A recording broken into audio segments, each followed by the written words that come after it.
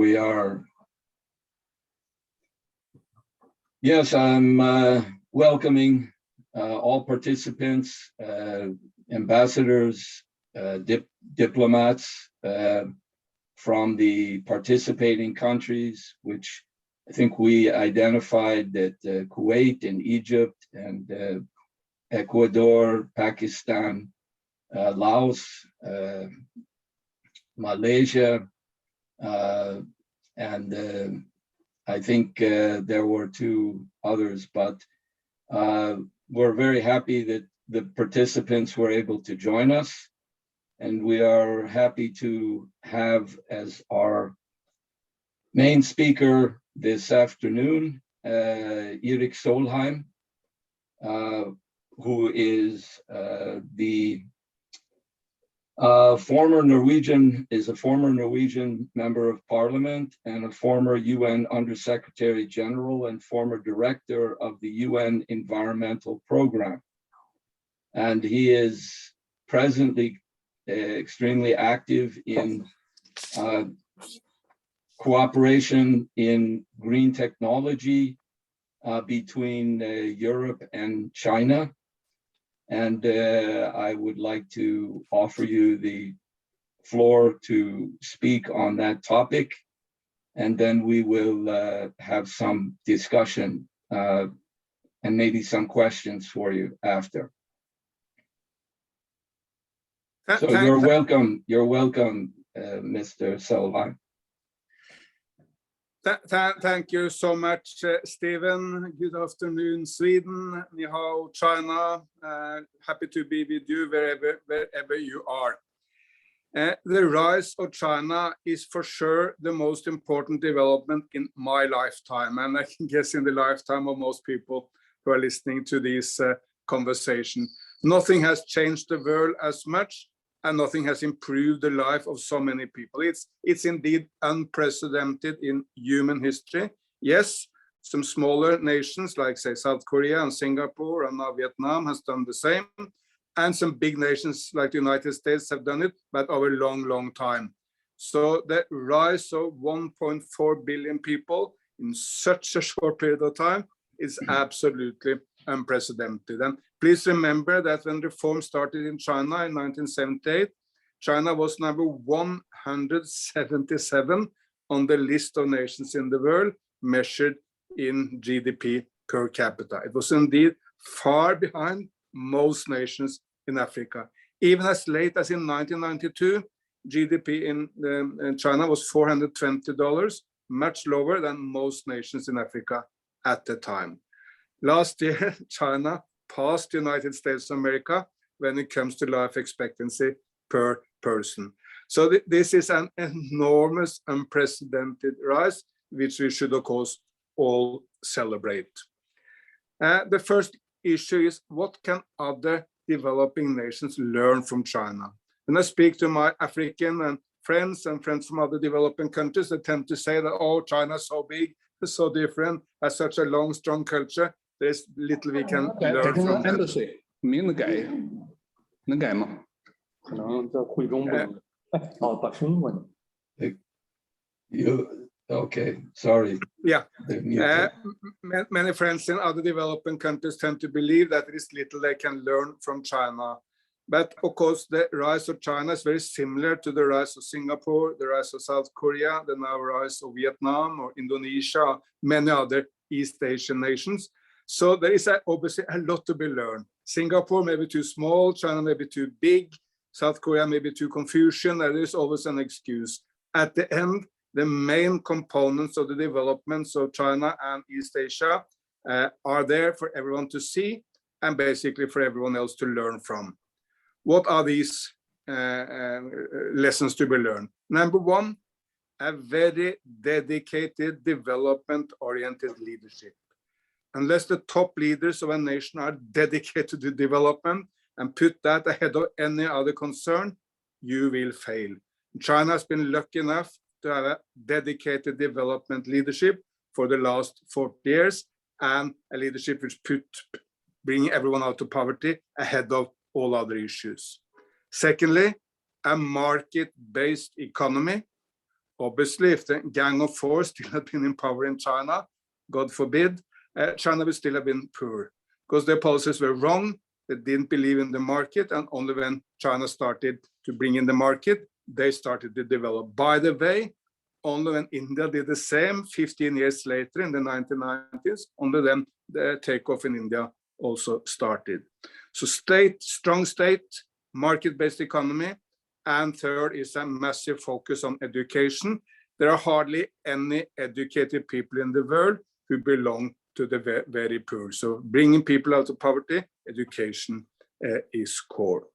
So obviously developing nations can learn a lot from this process, but they can also benefit in a more direct sense because China is now the main trading partner with the vast majority of all developing nations in the world.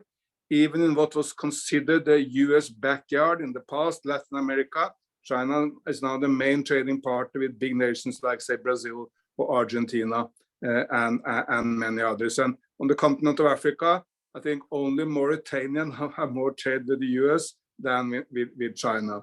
So trade with China, investment from China is a key factor for development in all developing nations. And of course, Belt and Road has established itself as the main vehicle for these investments. And more than 130 nations are now party to the Belt and Road. And these are basically every variety of developing nations, conservative or left-wing, and every religion, all sorts of nations, and they all benefit from the generosity of China, but of course also from China's interest in creating market, providing for raw material and for political influence. Last week at the G7 summit, the rich Western-oriented nations put forward a kind of competing initiative called Build Back Better. I wish them all success with this initiative, but still it's more a marketing tool or more on the paper. It has not as yet developed into a real investment opportunity for the developing world. That may happen, and then hopefully we can see some competition between the West and China and some cooperation with the West, between the West and China, because that's what developing nations really do want. I think the West should also consider where they can best add to the efforts of China. China has built 40,000 kilometers of high-speed rail since Beijing Olympics in 2008. The United States of America has built exactly 0 kilometers of high-speed rail. And when you don't have a domestic market, it's highly unlikely that the United States can compete with China in building railroads in Africa or other parts of the developing world. And that's of course why we see China building the Laos-China Railroad or the Bandung-Jakarta Railroad in Indonesia or the Mombasa-Nairobi Railroad in Kenya. Because China has the experience from home, then you can easily go out and do it elsewhere. China now last year produced 80% of all solar panels in the world and 60% of all solar power in the world. So again, China has the domestic market and capability and experience, which makes it likely that China will drive this development of solar power in the rest of the world. I think the West should consider where they can fill in to areas where they may be better than China.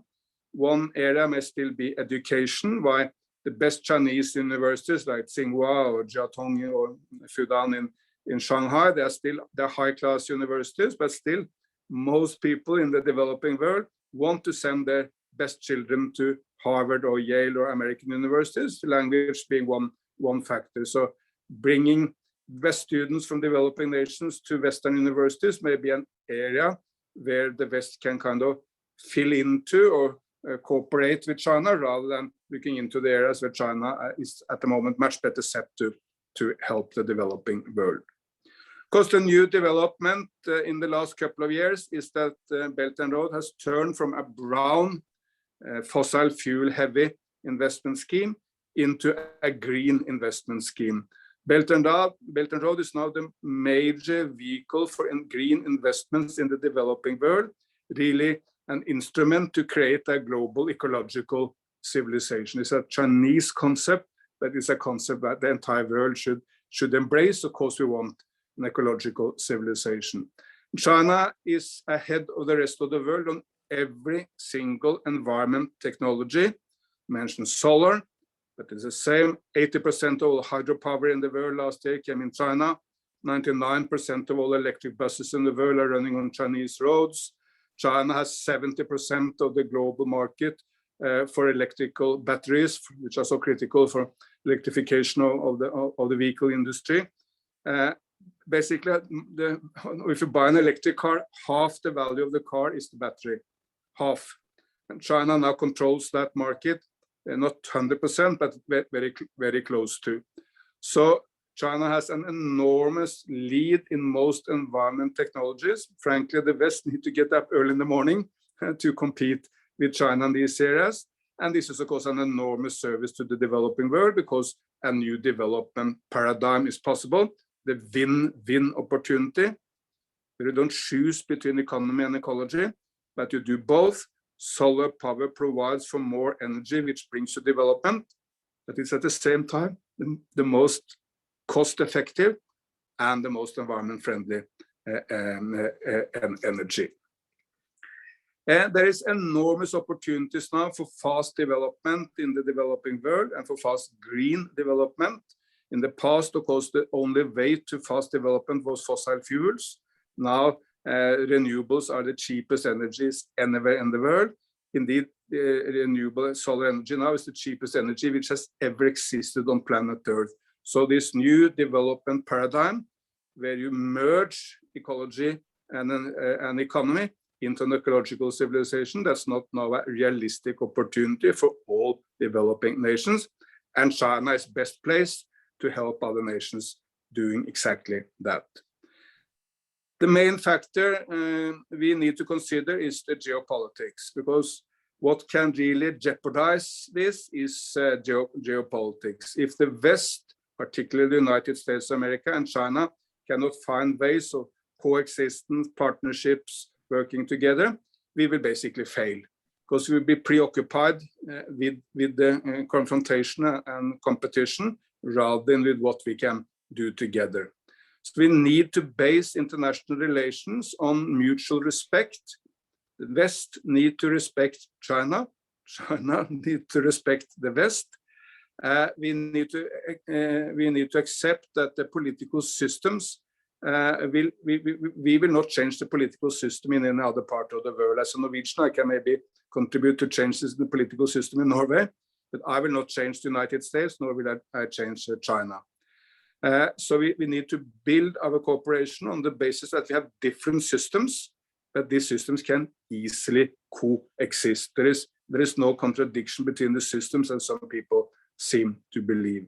And we should focus on all the areas where we need to work together: economic development, getting out of COVID, finding vaccines, creating peace, fighting climate change and pollution. All these are areas where the West and China need to work together. There are some people, in particular, I have to say, in the United States of America, who believe that we should decouple the world. That's a very dangerous idea, extremely dangerous. What will it mean? It will mean that the entire world will be much poorer, with much less resources for development in the developing world, much less innovation, because innovation is that we come together and learn from each other, and one idea from China is maybe taken further in the United States or vice versa. So it will be less innovative. There will be more conflicts, and conflicts suck engagement and interest and resources, so we should avoid it at all price. I believe, however, there are big reasons for optimism. I believe that those people who want this kind of decoupling or confrontation, they have a very difficult idea to sell, because no one wants it. There's not one nation in the entire world who want to make a choice between the West and China. Everyone want to be close to both the United States and China at the same time. When John Bolton, the then security advisor of President Trump, basically asked all the presidents and prime ministers of Africa to make a choice between China and the United States, not one single leader raised his or her hand, not one, because everyone believed in getting investment from, trade with, have political relations with, learn from both the West and the United States, and they don't want to choose. So anyone who wants decoupling, at least, is not in contact with what the world wants at this point. Added, of course, China and the United States, China and the West is integrated in an economic way in a completely different sense that during the Cold War, the time of the Cold War, the United States and Soviet Union didn't even have a real economic relationship. There's much more trade in a few hours now between China and the West than there was for a year at the time of the Cold War between the Soviet Union and the United States. And added to all this, there is no real ideological collision. The political systems are somewhat different, but they can easily coexist if we base it on a non-missionary idea that we should not change each other, but we should learn from and work together. Both the United States and China should consider better how they can work together. The main responsibility lies with the United States because they have been the global superpower for the last, at least since for the last 100 years. And they have, frankly, some difficulties accepting the rise of China. When you have been used to being a totally dominating power for so long, it's a bit difficult to accept that there is a new power which is at your level. And that's a big problem for the United States, but they need to accept it. The United States also need to accept that the only threat to the political system of the United States comes from within. China has no idea to change the political system of the United States. China has, of course, no idea to attack the United States military. To the contrary, the rise of China is the most peaceful rise of any major power in human history. China has not been involved in any war since 1979, the war with Vietnam, while the United States basically has been involved in every war since, Iraq, Afghanistan, and so many others. So the rise of China is a peaceful one. The United States need to accept it, and the United States need to accept that the only threat to their own system comes from within, not from outside. There is no one outside threatening the US, but the lack of ability in the US to work together between the two major parties, and the tendency now to split up and to have a polarization on every issue is very dangerous for the United States. Look to the last week where the Supreme Court decided basically that you can now in some states have abortion until 24 weeks to the last minute of the pregnancy. You can have free abortion, while in the next state, you will not even accept abortion in the case of rape or incest. That's an enormous difference within one nation, and it creates, of course, a lot of domestic tensions, and that should be the focus of the United States when they want to protect the democratic system for the world. Start at home. That will be the most helpful for the world. China can also consider acting in ways which are more beneficial to world reconciliation and peace. China is now a very, very strong power. It's, of course, a very big land by population. It's an enormous economy. And China needs to understand that with such an enormous power and strength comes also responsibility. China has, in some cases, taken even small slights, minor criticisms from other nations as frontal attacks. Here, and in the United States, need to learn from China in abolishing the missionary idea that you should change the entire world in your way. But China could also learn a little bit from the United States in not taking every criticism so harshly, accepting that a big nation, a strong nation, a very self-confident nation like China can accept that other people criticizing China or their system or human rights in China, whatever it may be, and China can simply go into a conversation on these issues rather than taking these slides as massive criticism. Finally, at top, of course, of the global agenda for the last few months have been the war in Ukraine. And I believe here we should also try to look more for common ground. Because if you want this war to stop, which I think we all want, it's more likely to stop if there's more of a dialogue between the main powers. We should not United States should stop singling out China as the only nation with a different view. Reality is that the Chinese view is similar to the view of basically every other major developing nation in the world.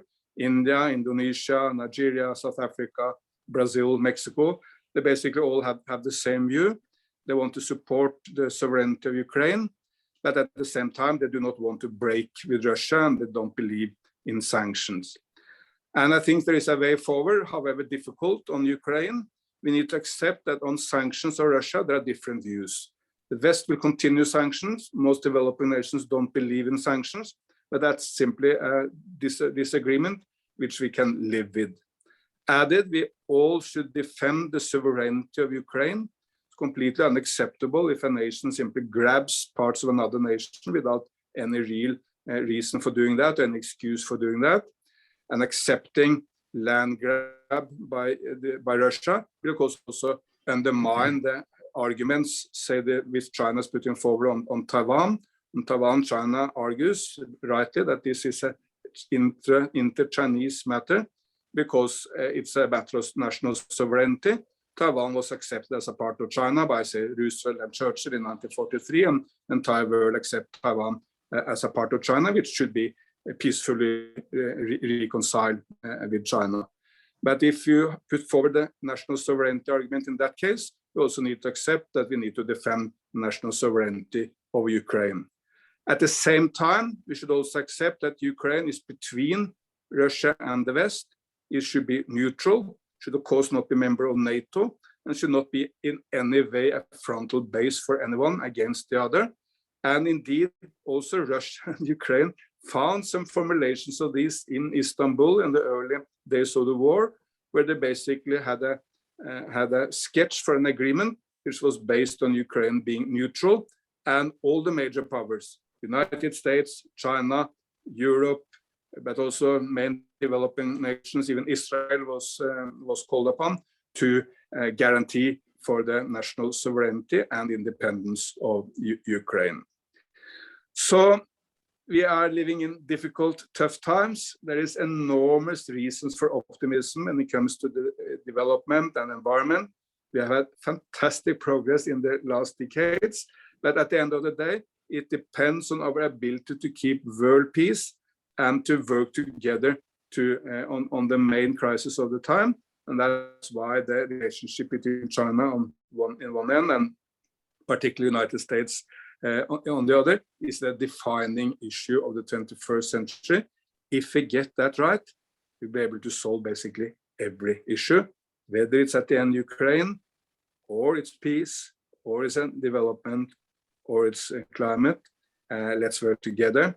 Because as it's said in one of the old sayings of India in the Vedas, the whole world is one family. Let's put that on our mind. The whole world is one family. Thank you so much. Thank you very much, Erik, for your remarks. I don't know if there are questions directly from the participants, which they might want to write. If there is nothing specific and directly relevant to the presentation of Erik, then I think we could move to the next speaker, who is Mr. Shakeel Ahmed Ramay. He is the CEO of Asian Institute of Eco-Civilization, Research and Development in Pakistan. And I think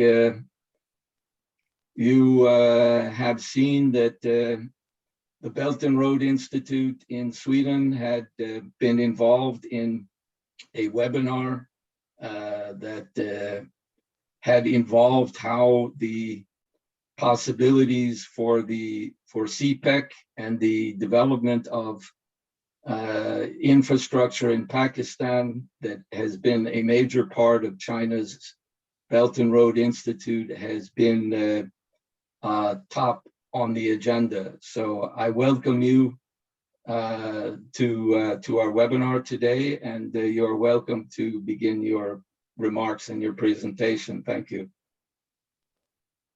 You're muted though. We don't hear you. No, can you hear me? Now we hear you. Thank you.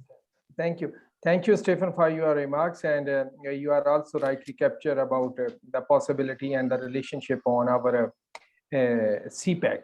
Definitely, Pakistan is a home country for the flagship project CPEC. But today, as my brother Hassan Askri has assigned me to talk about the BRI, so I will definitely be talking about that, especially in the context of the present situation. So first of all, let's start by, so why we need BRI? Because there are a number of things were happening. We have already had sustainable development goals. We have different forums which were talking about the different things. But then why we need BRI? First of all, there are the 689 million people who are poor in the world. So the number can be increased exponentially, definitely when we are looking at the COVID-19. And we are also looking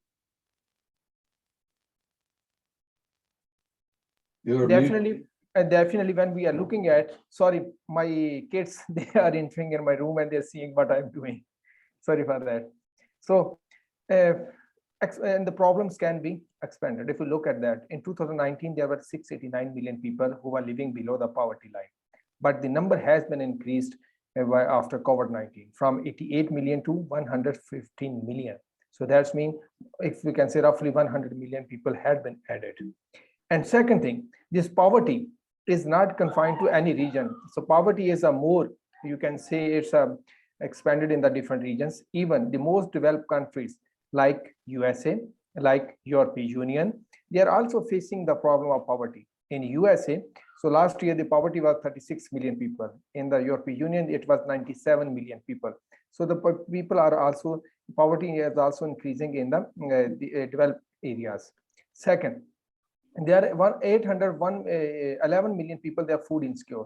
And most, you can say the disturbing point is that 2.3 million people don't have access to adequate food.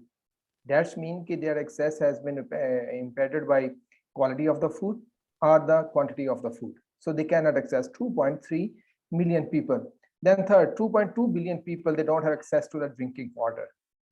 And 770 million don't have electricity, and 2.5 million don't have the good cooking food. 70.8 million refugees are displaced. And definitely when we look at the war of the Ukraine, the number must have been increased.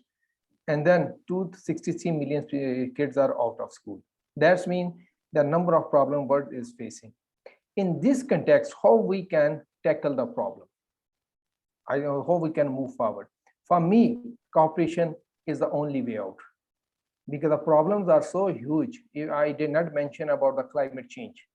If I look at the climate change, so the number of the impacts are becoming several and several with every year. So now it is an existential, you can say, threat, but no single country can tackle it. Then we need a leadership with imagination. Why I say the imagination, I'm not talking about a leadership, wise leadership, smart leadership. I'm talking about a leadership with imagination. Because I will give one example, then I will move forward. So when there are 9/11, after that the commission came up with a report. So from all other, you can say, recommendations, so one recommendation was our security operators, they were living in the Cold War era, and they did not have imagination power to understand the new threats can emerge.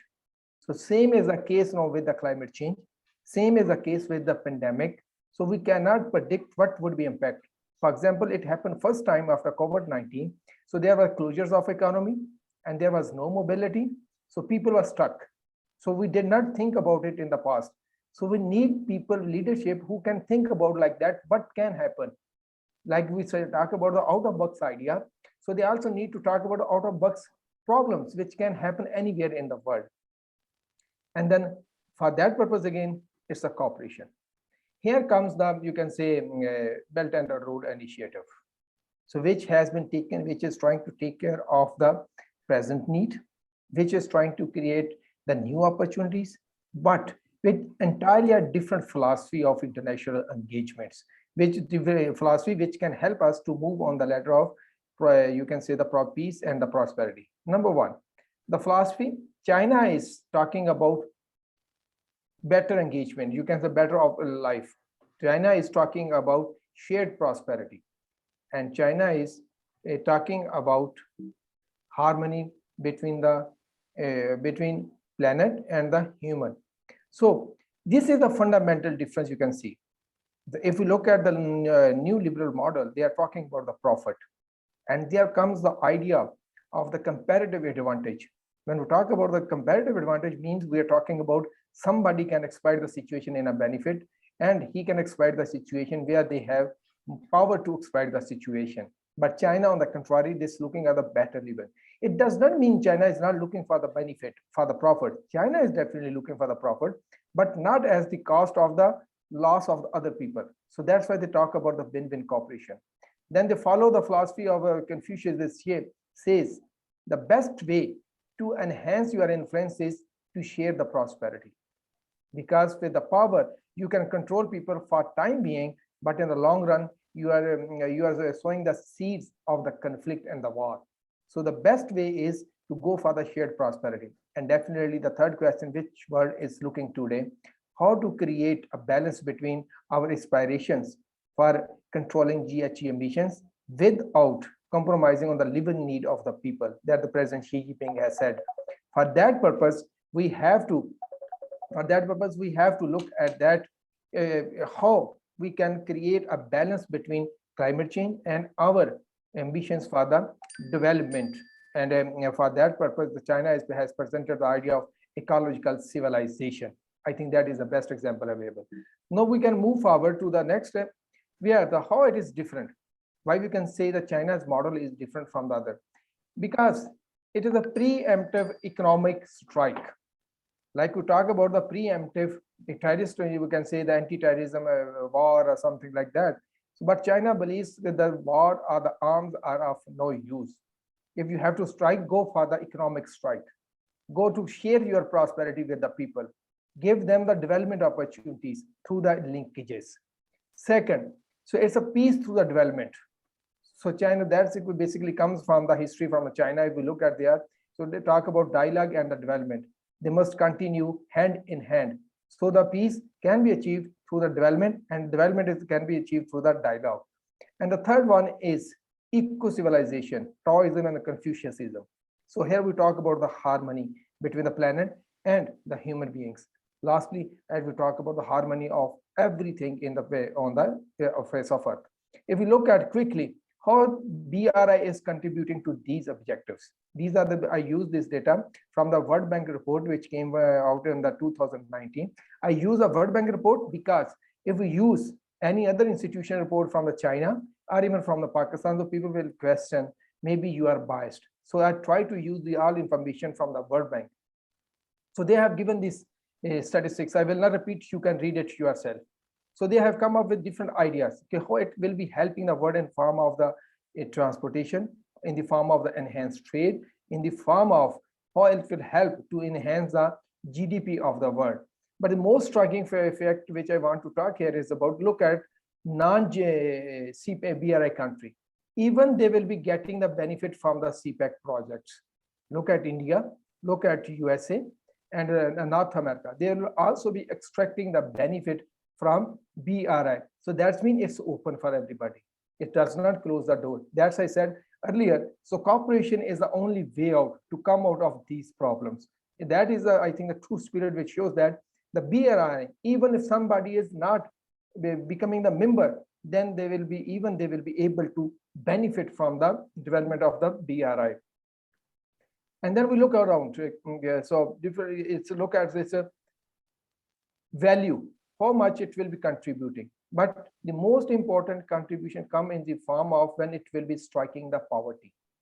And then we look at the people. So 7.9 million people will come out of poverty, extreme poverty, and 32 million will come out of the moderate poverty. And from the extreme poverty, so the least and the developing countries, they will be benefiting more. At the from the 7.6 million, 4.36 million, 3 million would be from these developing countries. So this is a brief, and you can see a quick look at that, how they say BRI will be benefiting the world. But the real question is still here. What we want and what the global power want. Either the global powers like now USA or European Union, what they are asking or demanding, does it represent the you can say willingness or the aspirations of their nation, or what they are demanding at this point of time, it represent only the benefit or the profit for a small group, which is being called like the military and industrial complex, now which has been grown to the military industry academia and the media complex. Either it represent only the interest of the small group. If we analyze the situation, so what they are asking for to fulfill the requirement or to give the opportunity to extract benefit by these military industrial complex. They are not representing the aspirations of the people. I gave one example here. So due to the different types of the tariffs in 2021, their study was conducted. So what would be impact on the consumers in a USA market? So that study was conducted by USA institution. They came up with a number of the $50 billion in a 1 year. So that means that you are the consumer in the USA, and they are small consumer, not a big consumer. They will be suffering, or they will have to pay additional cost of the 50 billion. So that's mean what they are demanding at this point of the time. It does not represent the aspirations of the people or the wish of the people. So it is only represent the aspirations of this military industrial complex. And if that is the case, then I think China and other countries who want a peaceful world, who wants a world where they can live peacefully and they can enjoy the benefit of the development, they have to change the focus of their analysis. They don't look at when America is saying something, so they don't have to look at only the government as a representative of the people. They have to look at that they are the representative of military industrial complex. Because if we talk about the people want the cheaper good and quality good and affordable prices. That BRI can help, or the trade can help, but they are not allowing it. People want the livelihood opportunities. People want decent life. That BRI can offer at the wider scale. Even if it goes to the USA, they are also facing the problem in their building the infrastructure. They don't have the money for building the infrastructure like railway, road, or other thing. So if BRI goes to there, so that means one, they will improve their infrastructure. But the most important thing is that people will get livelihood opportunities.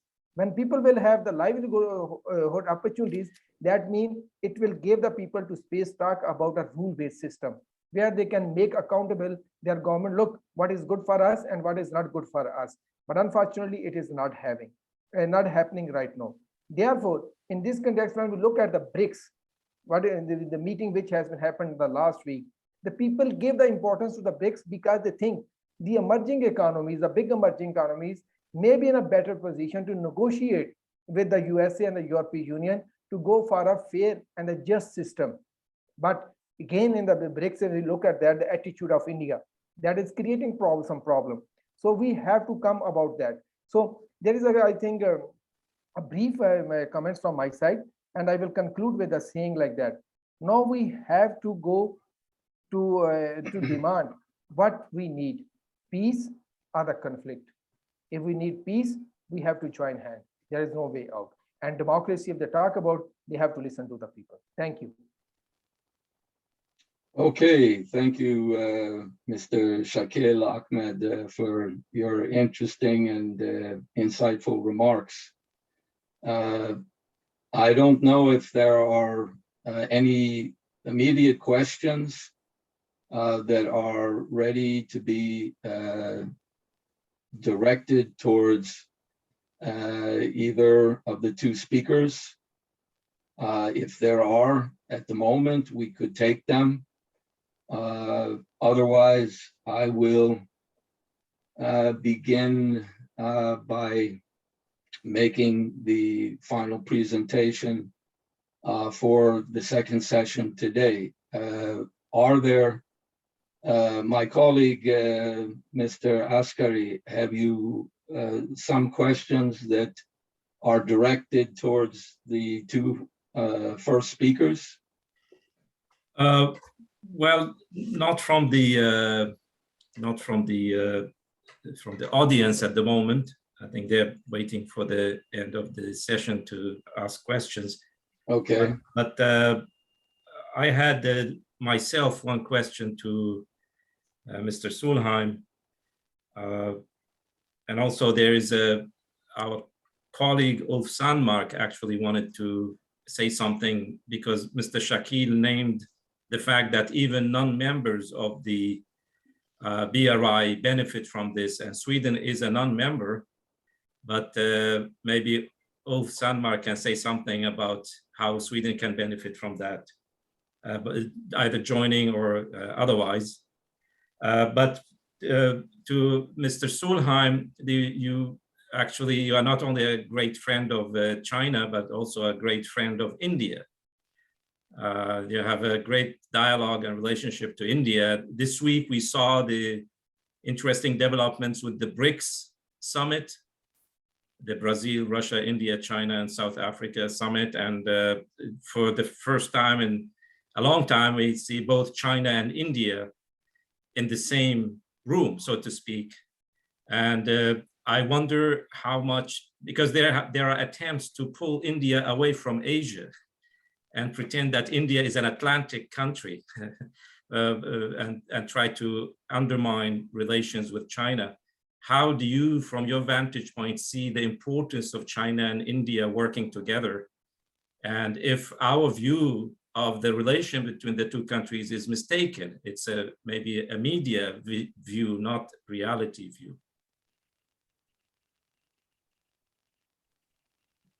No, thank you so much. This is a great question. First of all, I mean, the benefits of China and India working together, I think, are obvious to everyone. These are two of the biggest markets, and China will soon be the biggest economy in the world, and India, in all likelihood, will be the second biggest economy in the world. India has a younger population than China. It will soon have a bigger population than China. And for sure, India will have a lot of the same economic growth as China. So the enormous opportunities for them to work together in economic terms are obvious. I mean, before 1800, China and India together was about 60, maybe 65% of the global economy. Then during colonialism in India and humiliation in China, it dropped down to basically nothing, but now it's up again. There are obviously difficulties. The biggest difficulty is conflict on some very remote areas up in the Himalayas, which I believe should, I mean, seen from outside, should not really be a main impediment to working together. These are areas where hardly any Chinese or any Indian have ever been.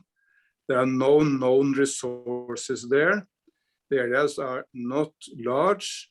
They're extremely far from the mainland of China. They're not so far from the mainland of India, but still far away at very high altitudes.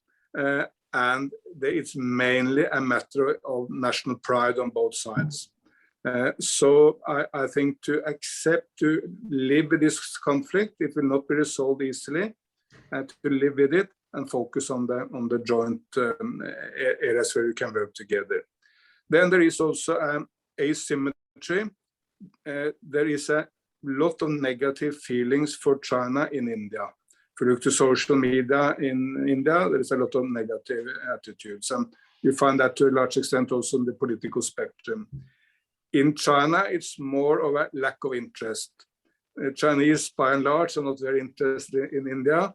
Chinese political environment is not really very much interested in India. They tend to focus on the United States. But in my view, try to look to all the joint opportunities would be very good and with enormous potential benefits for both sides. India will never join. I mean, that's a dream in Washington, that India will join some kind of global alliance with the United States. Don't think that's on the cards at all.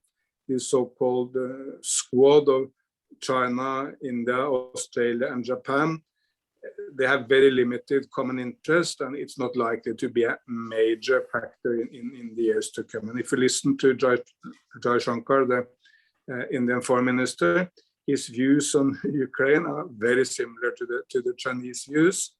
India probably has stepped up purchase of Russian oil to a larger extent than China has done. So this crisis shows very well that India is there for India. India is not there for the United States. And the Indian government will prioritize Indian interest. And Indian interests at the end are in Asia, and China and India has a lot to benefit from lowering tension and increasing cooperation. Thank you very much. Ulf, Okay. Mr. Sandmark, would he say something now, or? Yeah, I'm ready. Yeah, hello. Yeah, you're welcome. Yeah, do you have my picture there? Yeah, no, we have your picture, but not your. Okay. Okay. Anyway, I just wanted to say something about the Scandinavia, but also the international problem we have about inflation. But first of all, for the Belton Road. Sorry, I asked you to start the video now, so you can start it. Where can I start my video? Yeah. Where? I don't see it. Hassan, you asked me, so you have Okay. to say that.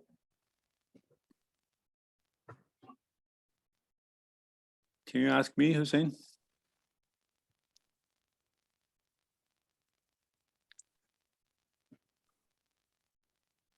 Hello. Anyway, I can maybe start talking anyway. The issue about Sweden joining the Belton Road is something that we have been fighting for in the Belton Road Institute since the beginning. And the big issue here is to build in Scandinavia the Nordic Triangle. It's a connection between the capitals of the Scandinavian countries, also and also connecting from Helsinki also to St. Petersburg and to the Belton Road eastwards and westwards. So this Nordic Triangle would bring together the whole Scandinavia on a road from Helsinki to Stockholm with a tunnel system between Finland and Sweden, and then connecting over Sweden to Norway, to Oslo, and also from Oslo to Copenhagen, and from Stockholm to Copenhagen. And now we have the bridges in Denmark and between Sweden and Denmark. It means we have a possibility to have a land connection all the way from China through Scandinavia, and Sweden would not then be a side on the side of the developments. We will be one of the main roads from China and Asia into Europe. So it will also be a road connected to very high industrial potential.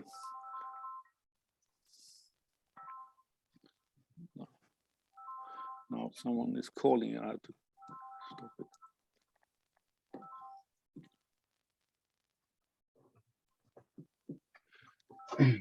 Anyway, so this is one of the main projects that we can see for Scandinavia to really connect and Scandinavia into a productive connection into the Belton Road, where the network through Sweden and Finland and Denmark and Norway will be like a development corridors. These are highly developed areas with industry that will be directly connected to the road. So this is something we look forward very much to. But I would also make some remarks about BRI as an important tool to fight inflation. Of course, the first step is to put people to work, to get the projects going. But the idea of the Belton Road could stabilize the prices in the right way, not by the cutbacks and not by the interest hikes that is now discussed by the central banks, because this would send the world into an austerity spiral and increasingly into more and more poverty and increasing the crisis. The BRI can stabilize the value of the financial system, partly because, of course, not all the paper can be stabilized. There is the huge speculation bubble. It's the biggest bubble in the history of the world, several trillions of dollars that is about to crash. And of course, this is not possible to stabilize all of it, but especially the new credit can be very stable with the Belton Road. What has to be done with the paper speculation bubbles is there has to be write-offs. We know this from the development countries, that we have to have debt cancellations to provide for development, but we also need to have debt separation. We have to sort out what debts are legitimate and what debts should not have priority and be paid by the state. This is because it's not possible from the government and from the people to uphold the values of all these paper bubbles. We have to have write-offs, and the write-offs can be done, of course, by putting, first of all, we have to defend and don't do write-offs for what is important for the people. It's the housing, it's the pension funds. All this has to be guaranteed, and other institutions that are necessary for the functioning of the state and the nation. But we can do a separation in the way that we can get rid of the speculative bubbles, which are the biggest bubbles in the financial system, and that has no connection to the real value. So this can be done in a quite easy way, because there used to be a separation of the banks that was investment banks and business banks. The business banks are the old-time banks that are used for productive and for production, for credit, for people, and for trade. And this has to be defended. But the speculation is nothing that is necessary for the government to defend. So they can be separated as from the other parts of the banking system, and the guarantee of the state should be taken away from them. And this would then mean that those who are not have the value, they will be have a debt write-off in the way of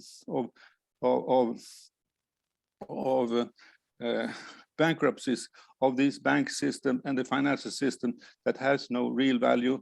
And when you cannot keep the value of these systems, then they would go bankrupt, and then you will have the debt write-off. But the important thing is that we can use the Belt and Road Initiative very much to stabilize the new credit, because what is done now is to print money in the central banks, and now it's used for speculation. But we have been starting to print money also in the central banks for ecological investments, but we should make them also available for infrastructure investments. In this way, we can give productive investments for infrastructure as much as we can print money. And actually, the basis is not the printing of money, but the basis is the productive powers of the nation. How many workers, how many machines you have, how much you can produce to build infrastructure. This should be the limit, not the credit availability. The availability can be basically extended, as we have seen, with fiat money being printed to the skies for the speculation. But we should limit this to only productive credit and to investments. And in this way, we stabilize the financial system with productive jobs, which give income. Also, the BRI give a value base to the whole financial system with the investments that are productive. The productive investments give a value that stabilize the currencies. So this is the first thing. The other thing is that the BRI raises the productivity. And this is the right way to stabilize prices. So that's where I would like to end. Just to say, this raising of the productivity through the Belt and Road will stabilize the prices. So this is the way the right way to fight inflation, to use the BRI for the investments in this way. Okay. Stephen, can I add one thing? Yeah, if it's short, please. Yeah, sure. I think the major problem in Asia is not about the policy of, you can say, USA or Europe to separate India from the Asia, but the real rivalry among the civilizations in Asia. We look at Asia as a home to 3-4 civilizations at this point of the time. So every civilization want to be present great self, but as China proposed, the dialogue should be started immediately. Thank you. Okay, very good. I would like to mention in this context that one of the speakers who had actually been scheduled to speak, the Professor Michele Gerace from Italy, who has spoken before. He is both a financial expert and has an education in banking. He was the Undersecretary of Development in Italy during one of the previous governments. And he had actually been scheduled to speak on the emergence of new currency arrangements that are emerging, both in the context of digital currencies, as well as moves out of the dollar-based system. Now, this is a highly relevant topic, and it's unfortunate that he was not able to join us due to unavoidable scheduling conflicts, but he has indicated that he will definitely wish to come back and join us at a future time. That topic is highly relevant to the emergence of what is not only the development of the BRI, but the general direction of financing development projects internationally. If you look behind me in the map, you see a picture of the interconnectivity of what actually is essentially in its essential nature, what the BRI and global development would entail. Anyone who would reject such an idea in which all nations of this planet, including the nations which have generally been subjugated to conditions economically lacking modernization and development, Africa, South America, would in this context immediately be elevated to a level of development that will take some years, but will move in the direction in which extreme poverty will no longer be a factor in human history. This was addressed by our speaker, Erik Solheim. It is also the fact that 800 million Chinese in the course of this unprecedented development have been lifted out of extreme poverty. That is a feat that has never been achieved by any previous civilization or nation, and it should be something to celebrate among all nations. I will unfortunately not go in directly to this topic of financing development, although, as I said, it will in future seminars or webinars, which will be held by all means in the fall, it will be addressed, because the emergence of BRICS, the emergence of Shanghai Economic Organization, the emergence of the Belton Road, the Global Development Initiative, are demanding, with more than 150 other developing nations, this human right, this essential right to a decent life and standard of living. So I just mentioned that topic will be picked up, and some of the questions which were being touched on just now by Mr. Sandmark relating to economic questions will, in that sense, be taken up in a more broader context. I would like to now continue with the presentation that I will make now, which is in many senses or many aspects is different than what we have had up until now. But I think that there is a calling to understand why there is this rejection on the part of the United States and the European Union in general to embracing the Belton Road Initiative, which has proven and is been demonstrated very concretely in this webinar with the different speakers, Mr. Tillman, how rapidly this development is, and with the remarks of Mr. Solheim, development is going forward at an unprecedented rate.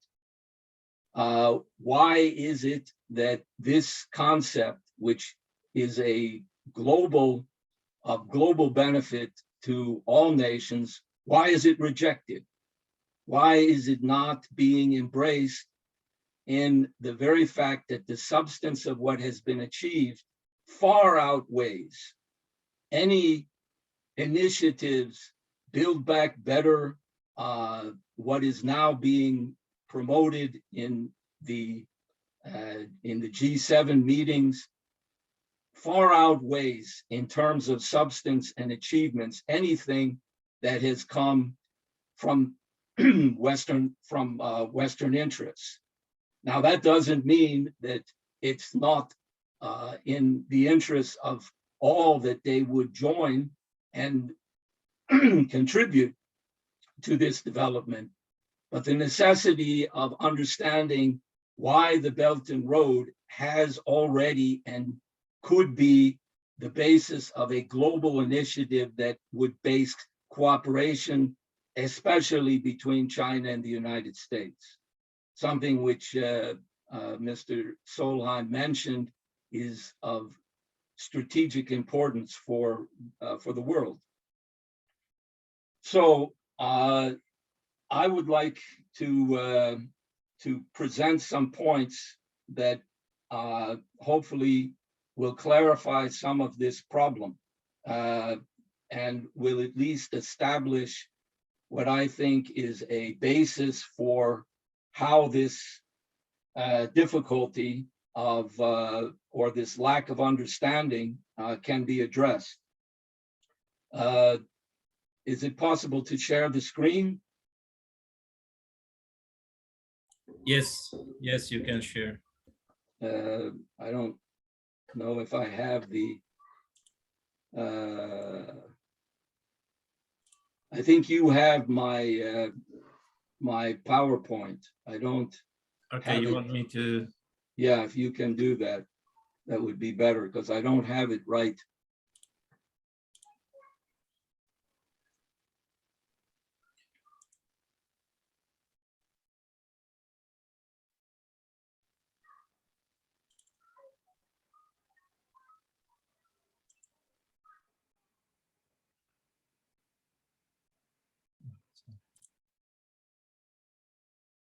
So it's not the right one.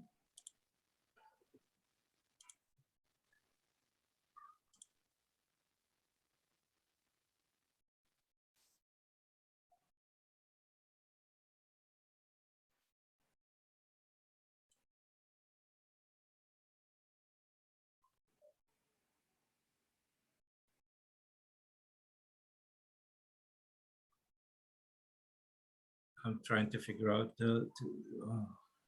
You don't have it. no, I have it, but I need to download it first. Ah. All right.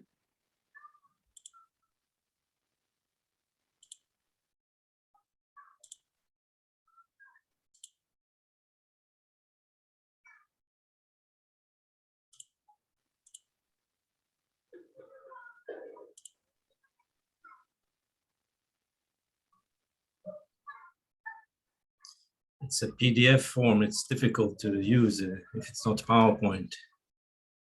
So, We did it as a PowerPoint. no, this is a PDF. Sorry.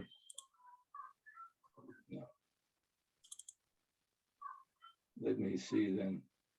Sorry for this delay, but I thought that see if I can Okay, open. let me see now. Okay, is it visible? Let me see. I just closed this. Let me come back. Yeah, that's it. Great. Okay, that's just to reiterate the title of this webinar, that without international development, there in reality cannot be peace and security. The immediate overemphasis that is emerging, not only but certainly out of the crisis in Ukraine, in which NATO is openly moving and expanding in response to the developments there, that this type of security response without the substance of a genuine development perspective will simply not function. It will not work. So let's go to the next one.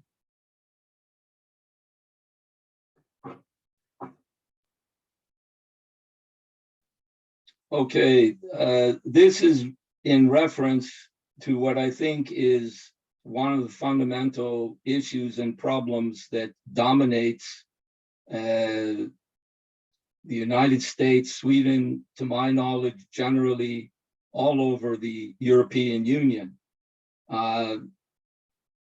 There is a book that is in English that was, and I think it's been published in some other languages, The Governance of China.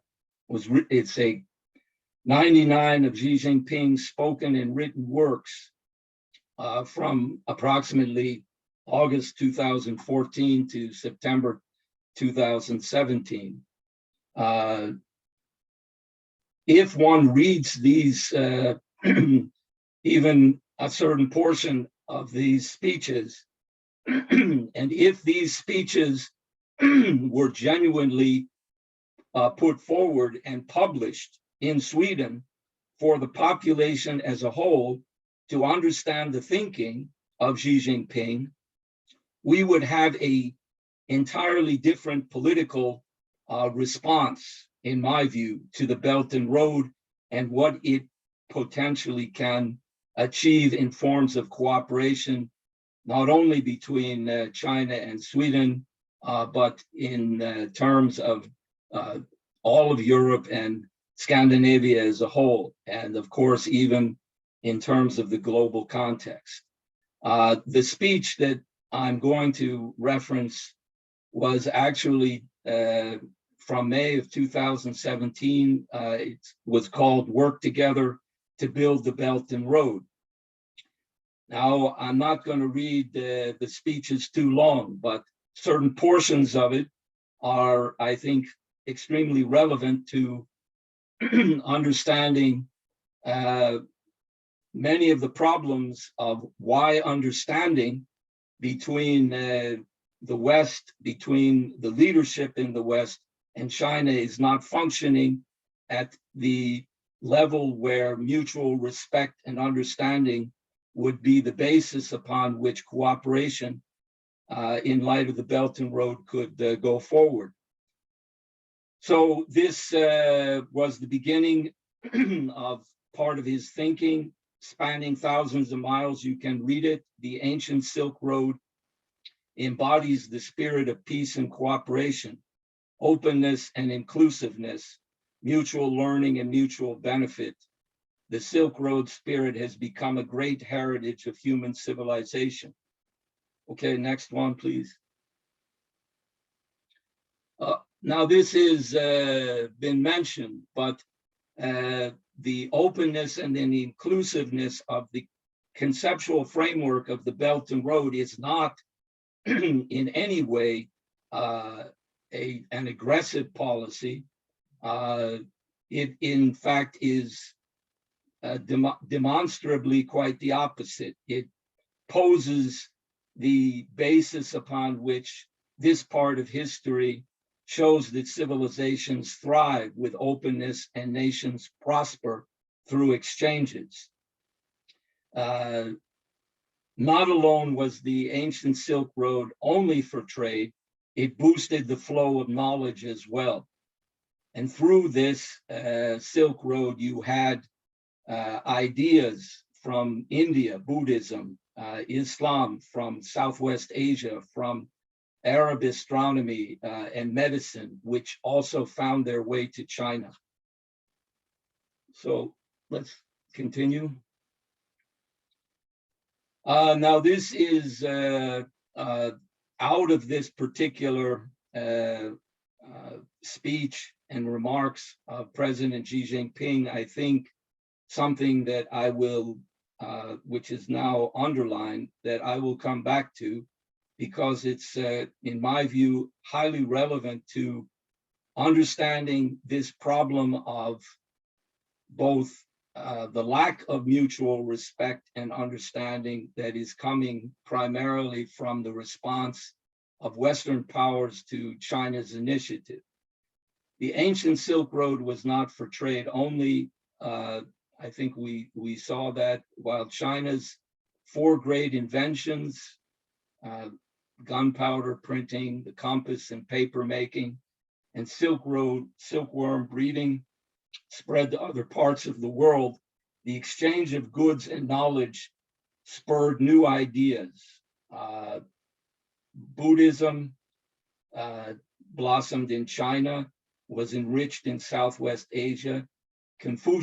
Confucianism, which originated in China and gained appreciation from European thinkers such as Leibniz and Voltaire. And herein lies the appeal of mutual learning and fruit of exchanges. Now, I'm going to come back to Leibniz and Voltaire because that has a profound importance in understanding what I think are many of the philosophical difficulties that are paralyzing and driving Western thinking in the wrong direction at the present time, especially in response to the Belton Road. So we go to the next one, please. Okay, this is just the key points which we have covered earlier in terms of the details, that the Belton Road is a road of peace, it's a road of prosperity, Industry is the foundation of economy. Infrastructure connectivity is the foundation of development through cooperation. Build the Belton Road into a road of opening up. While isolation, opening brings progress, isolation results in backwardness. And build the Belton Road into a road of innovation. Innovation is an important force in powering development. Now, all these points have been integrated into the leadership thinking which Xi Jinping is outlining into the active actions and development, actual developments of the Belton Road as it is expanding in today's historical period. So let's continue. Now here, I think is what I consider to be an extremely important point. A community for a shared future for mankind, which has been, Ambassador mentioned it several times in the context of his remarks earlier.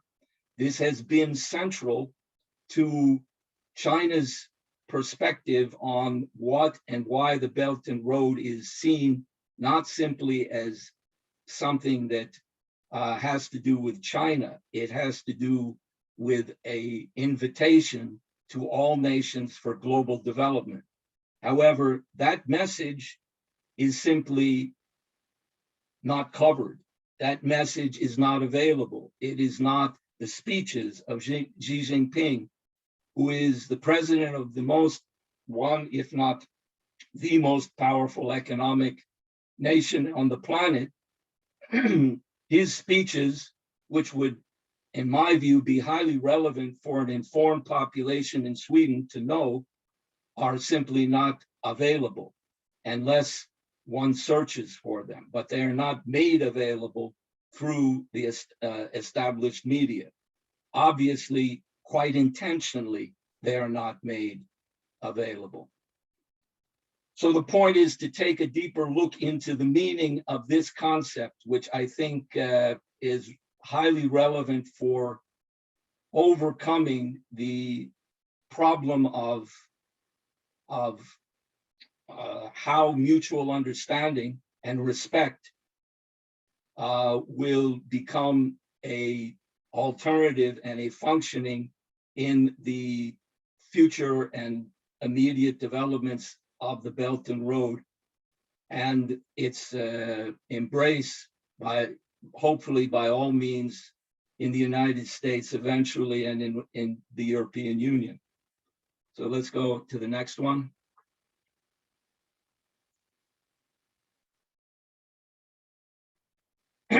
Now this is another quote that is from a speech that Xi Jinping made also around 2018 in response to the Asian development dialogue of civilizations, Asian dialogue of civilizations. To meet our common challenges and create a better future for all, we look to culture and civilization to play their role, which is as important as the role played by economy, science, and technology. Okay, let's go.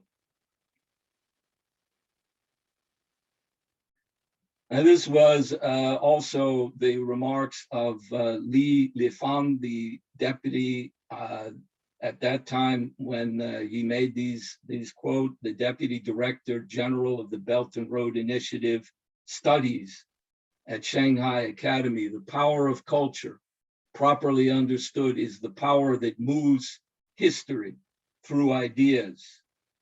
Now that power of, in its most undiluted form, is the power of language and poetry.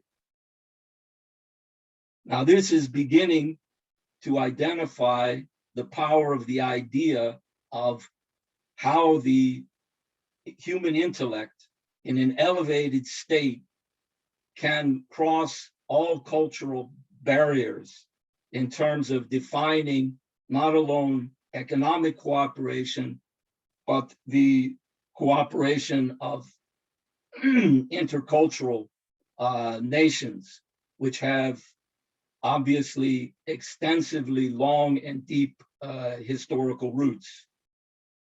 Let's continue.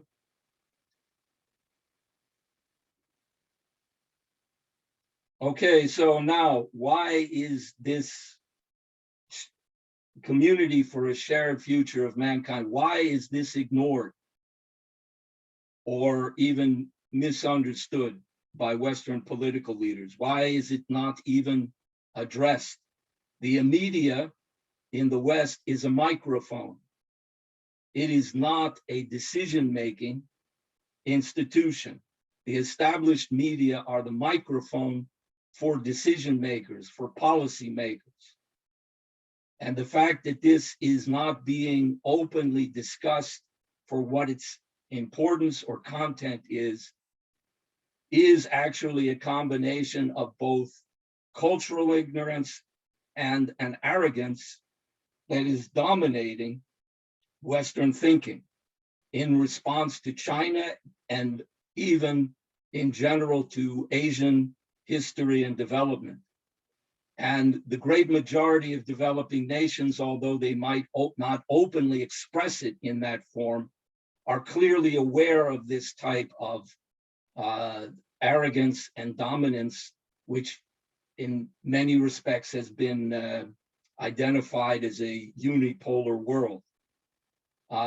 Attempts by China, which it is still attempting to establish dialogue, channels for dialogue, are for the most part not accepted. They are being rejected. The Confucius Institutes, which were institutes for cultural exchanges in the United States, were generally shut down and identified as potential vehicles for spying on the Western economic interests.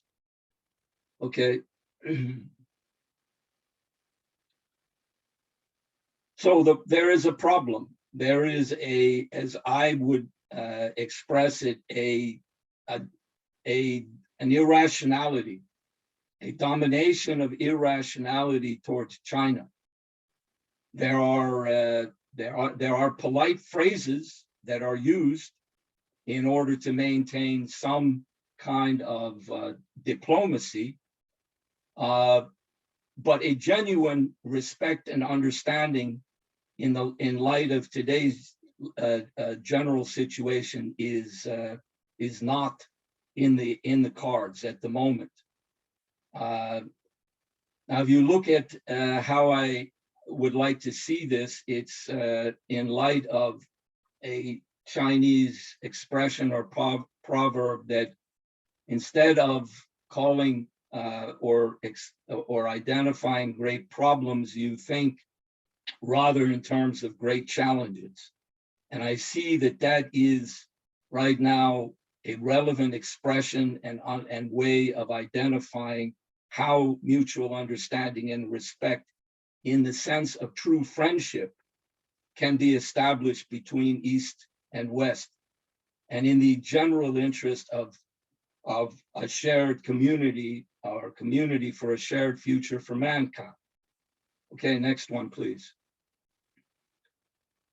So, okay, the challenge, how to address this problem. Well, number one, we've seen it, the continuing expanding work of the Belton Road with cooperating nations, which now already includes over 150 countries. Mr.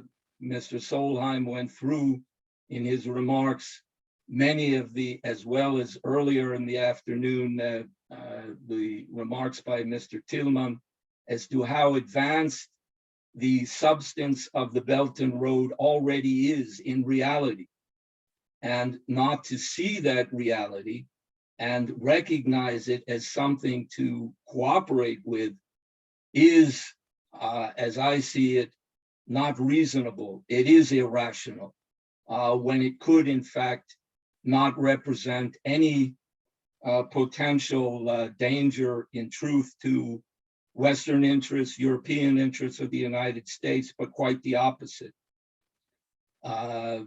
Cooperation and development, not confrontation and conflict. The point has been made also by our speaker from Pakistan earlier in this session. Okay.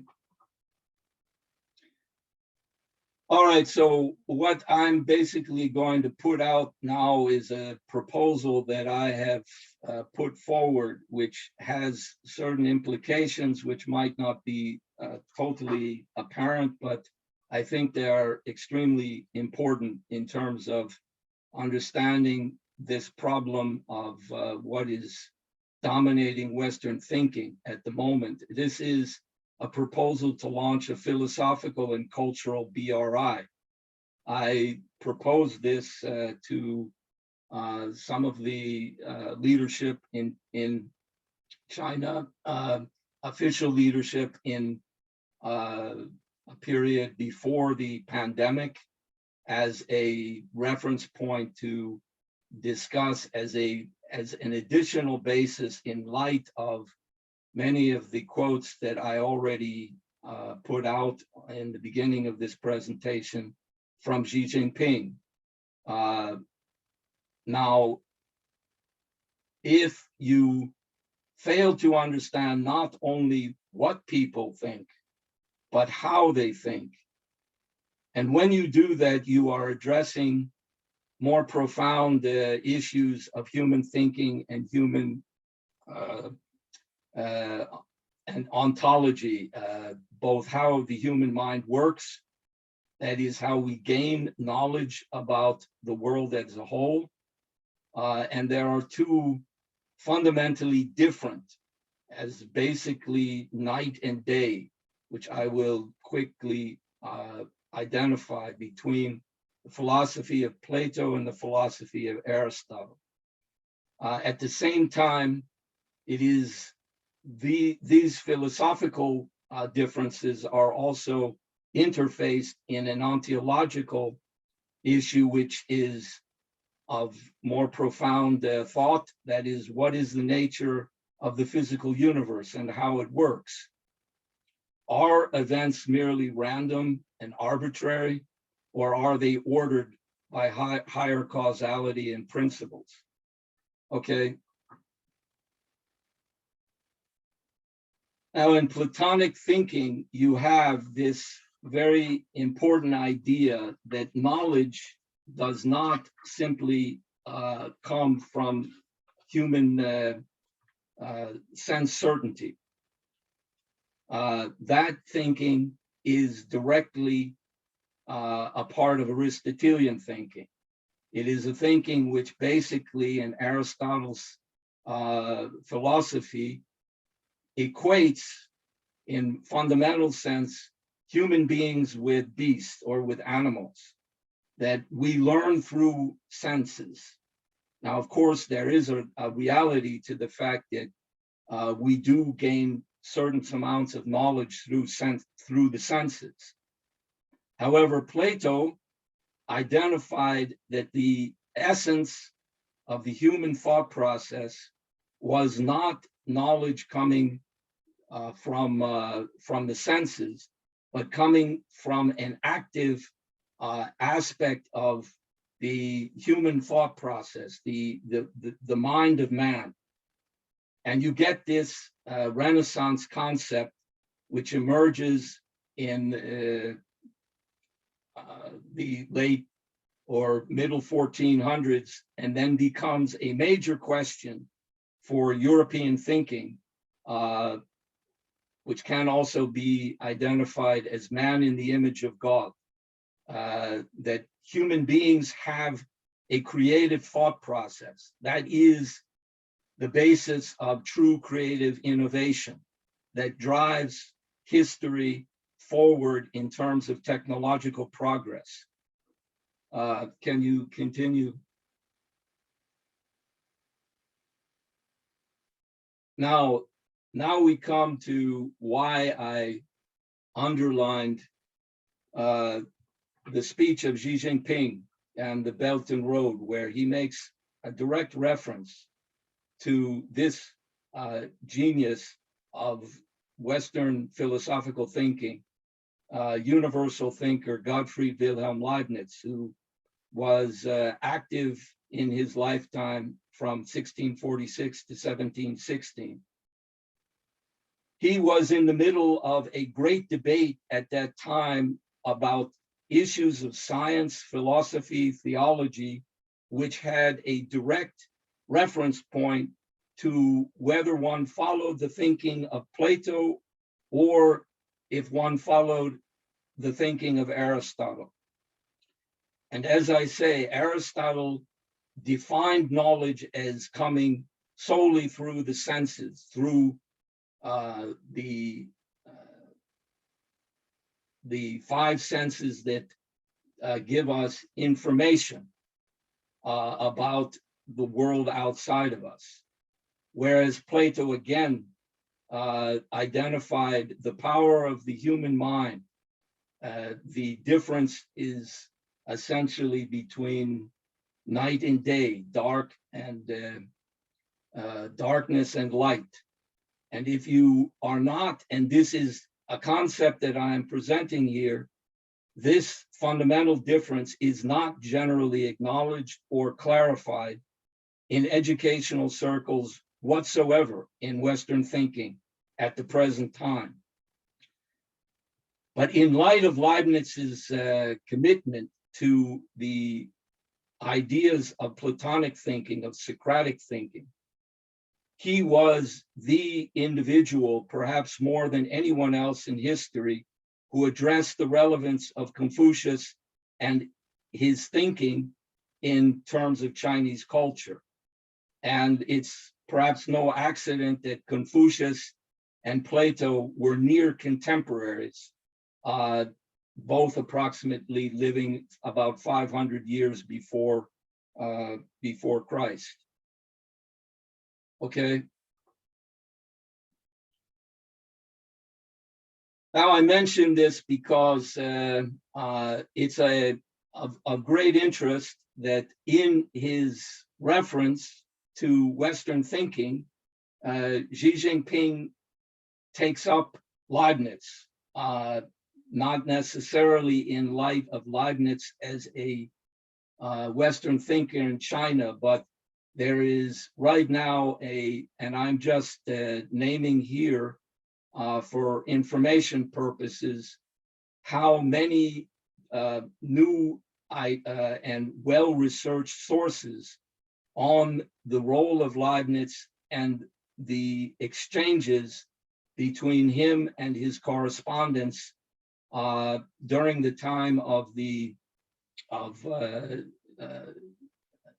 Kangxi, the emperor of China, who was actively involved in educational and scientific exchanges with mostly the Jesuit missionaries. And there is now published writings of Leibniz on China and a relatively newer publication on Leibniz in China, A Commerce of Light, in which it is clearly identified that Leibniz sees the importance of Europe and China embracing their relationship in world history as the basis upon which cross-cultural dialogue and development could occur. Leibniz was working with a faction called the Accommodation faction that was identified first by Matteo Ricci, where they clearly did not expect that Chinese culture would abandon its commitment to Confucius thinking, which is a thinking and a culture that is 2,500 years old, but that it could, in fact, at the same time, find the basis for, as it's stated in the remarks of Ambassador, mutual respect and understanding for two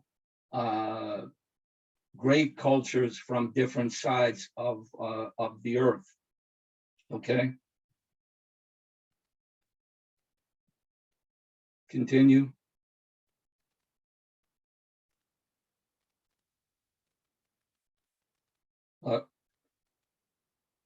Now, I have to mention this because I think that this is a kind of irony that I think is a problem, a certain type of problem, and is also in reference to why I bring up this essential difference between Platonic and Aristotelian thinking, because it has been a dominant factor in shaping how people think in Western civilization.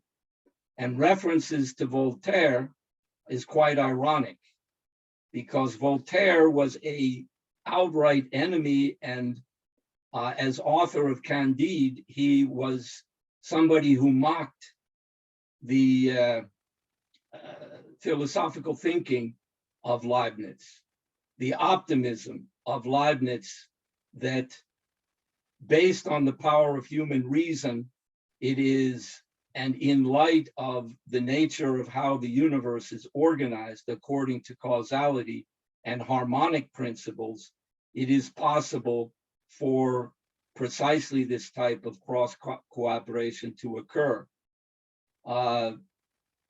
Candide and Voltaire were part of a process that was out to bury Leibniz and his thinking philosophically in what emerges as the Enlightenment.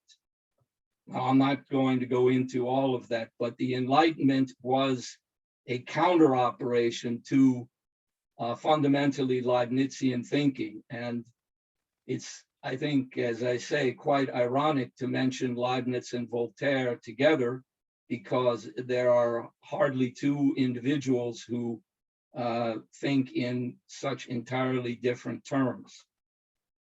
Okay.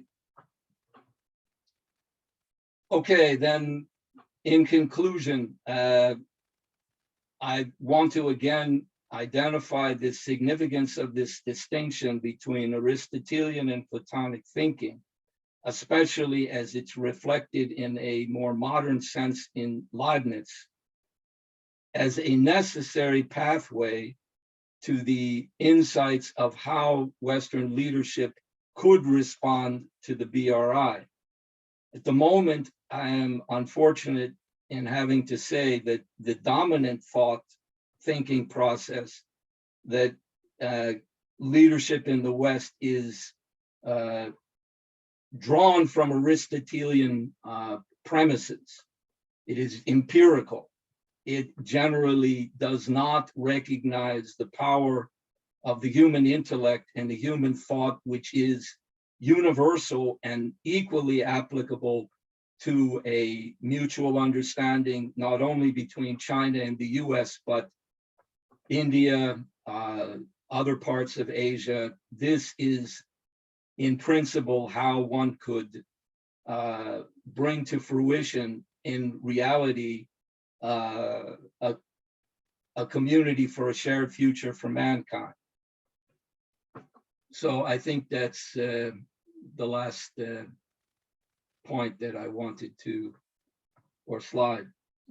So I will leave it at that. And it's a challenging idea to dig into philosophical thinking, but I believe it's highly relevant in terms of sorting out why there is an irrational and aggressive problem in Western thinking, which is highly, obviously, very dangerous in present world circumstances.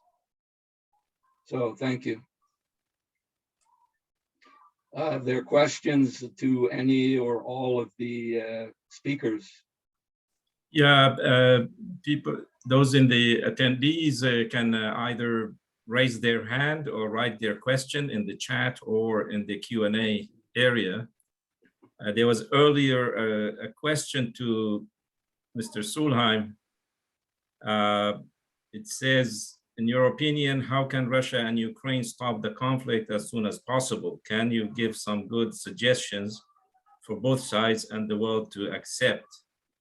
I think you referenced some of the solution, but specifically people look to you as a wise man on this planet, and what you say might have a big impact. Well, of course, first of all, it's not for me to decide, but for the Ukrainians and the Russian to find a solution. However, very interestingly, this is the first war in human history, at least as I'm aware of, where there were negotiations from day one. Remember when they started the war in February, basically the day after the two parties met for negotiations. I think that's unique. Nothing like that happened during the Second World War. I mean, there was no contact between either Stalin or Churchill or Roosevelt with Hitler during the war. Or say the Vietnam War or Afghan War. I mean, it took the United States 10 years of war in Vietnam to start negotiations. It took 15 years of war in Afghanistan to start real talks with the Taliban. So it's unique that they start negotiations from day one. At least it's something to build up on. And in Istanbul, they made a sketch for a solution, which was leaked to the media. And I think that still stands tall. It basically says that Ukraine should be a neutral country, a bridge between West and East. It should not join NATO. And the sovereignty and territorial integrity of Ukraine should be guaranteed by all the main powers. That's the 5 powers of the Security Council: United States, China, Russia, France, and the UK, but adding other global powers like Turkey, which has a key role to play, and others. They even mentioned that context Israel as a guarantee power. So I think that should be some basis. Of course, the main problem will be that when Russia occupies territory, which is Ukrainian in accordance with all international law, that territory will have to be given up and given back to Ukraine. Whether it have to be given up from day one or whether there can be some other arrangements, that's for the parties to decide, not for me. But the basis for solution: A, Ukraine sovereignty; 2, Ukrainian neutrality; and 3rd, an agreement which is guaranteed by all the main powers of the world. And for this to happen, also, I mean, why don't Biden go to Beijing and to Delhi and to other capitals, or send his foreign minister there to find a common platform to put more pressure on Russia to stop the war?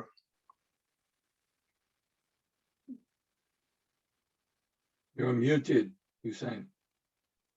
Oh, sorry. Thank you for the good suggestions. I think there was earlier a question on Afghanistan.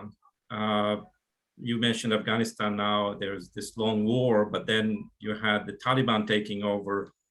And then the United States and the EU imposed sanctions on Afghanistan, freezing around $9 billion in financial assets owned by Afghanistan, not Taliban, but it's for the people, because that's the only way they can import food and medicine.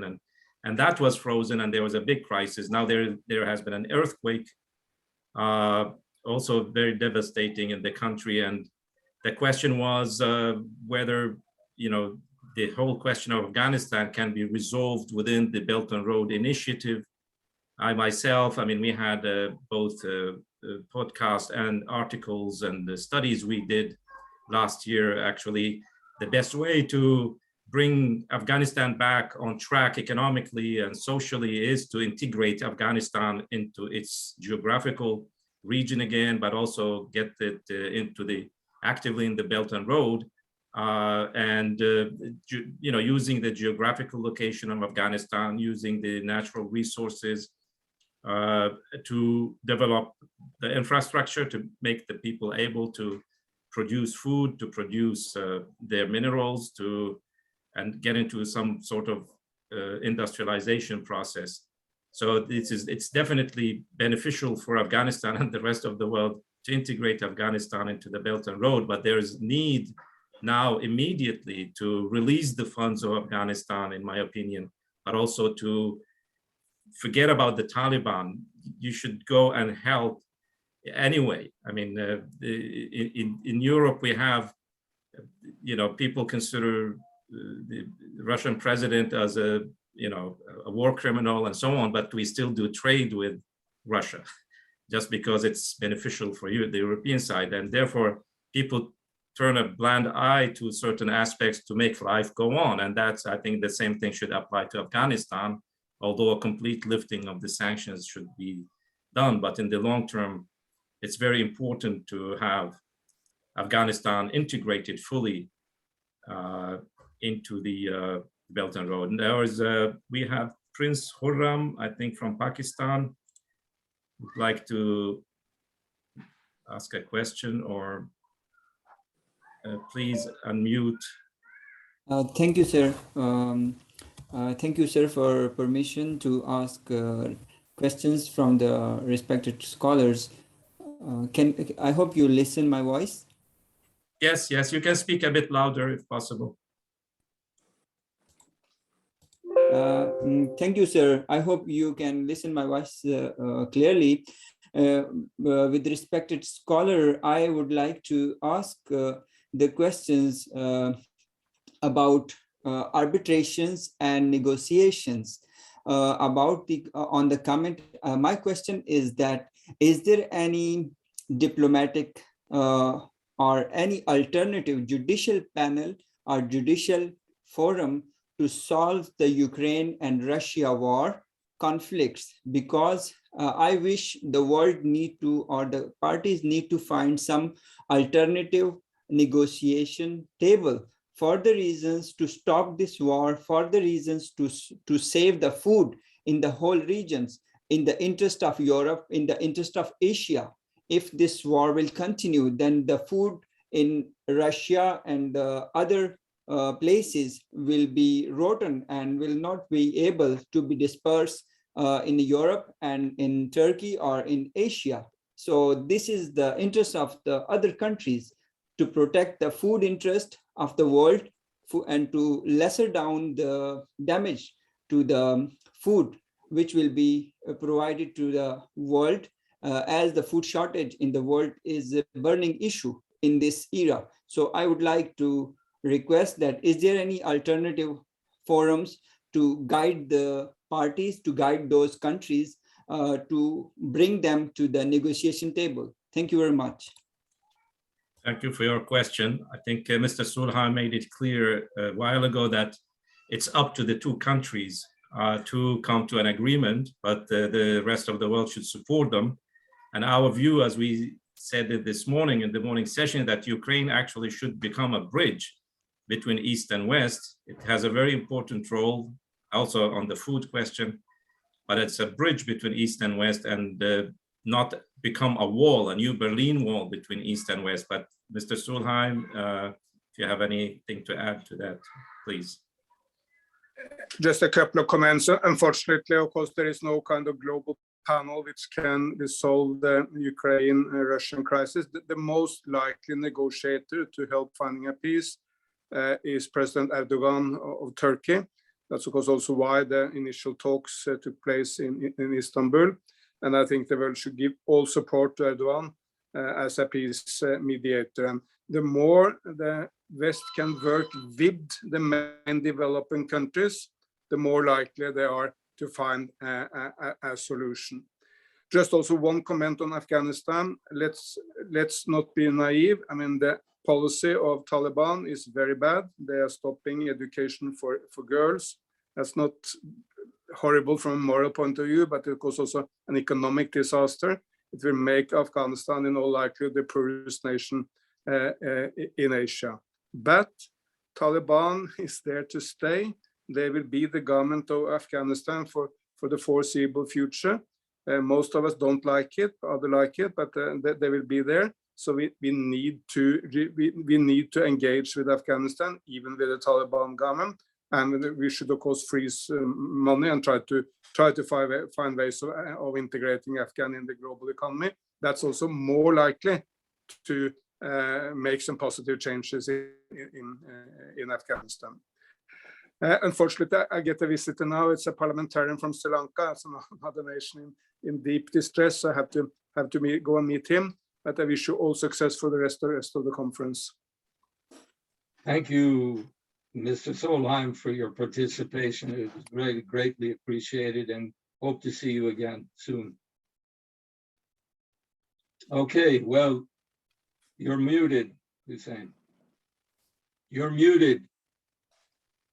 Sorry, no, I'd said we have come to the end of the time allocated. So you wish to make some final comment or concluding comments? Well, I think we have had a very productive and excellent exchange of ideas that are moving in the direction of both making the reality of the Belton Road a clear and important part of the world global development perspective. We will continue to have these kinds of events where we will more and more hopefully engage people in Europe and in Sweden who can also begin to understand the reality of how things are moving forward, which unfortunately for the most part, they are being denied at the present time by the general perspective of the media and most of the governments, unfortunately, including Sweden for the most part. So thank you everyone for participating, and thank you to the embassy in China. We're so grateful and very grateful to Ambassador for his excellent insights and input. Please convey our thanks to him, and to all of the participating diplomats and ambassadors. Thank you also for this event, and we look forward to having another important event in the after the summer, in the beginning of the fall. So thank everyone for today.